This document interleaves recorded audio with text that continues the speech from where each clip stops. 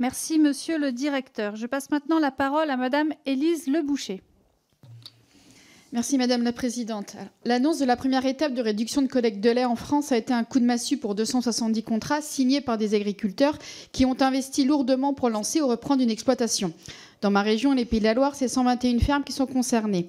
Ces annonces déstabilisent l'ensemble de la filière laitière, dont un ménage agricole sur 5 est en situation de pauvreté. Parmi toutes les conséquences, il y a celle de la reprise des exploitations, rendue encore plus difficile. Encore une fois, il y a un lien direct à tisser entre les accords de libre-échange et les difficultés agricoles. Ici, c'est l'accord de libre-échange avec la Nouvelle-Zélande qui contient des quotas de produits laitiers. Avez-vous conscience de l'impact qu'auront vos décisions sur les exploitations agricoles délaissées par votre groupe?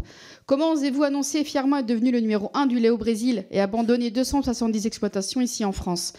Comment rassurer une profession qui a besoin de gages de confiance? La relative augmentation du prix du lait et la prime RSE ne pèse pas bien lourd face au risque de voir son contrat suspendu lors de la seconde étape de réduction prévue prochainement.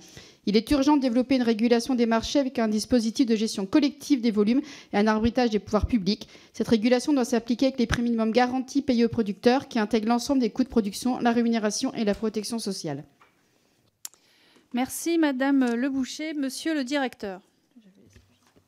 Certains éléments, j'y ai déjà répondu. Vous parlez du Brésil. Encore une fois, on a beau être fort au Brésil, on n'apporte aucun produit du Brésil en France. Donc, quand je vous parle d'une stratégie multilocale, on se développe au Brésil pour le marché brésilien, on se développe aux États-Unis pour le marché américain, on se développe en France aussi, tant que faire se peut pour le marché français et essayer d'exporter.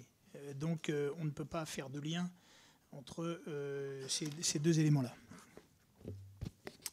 Je vous remercie, monsieur le directeur. Monsieur Dominique Potier.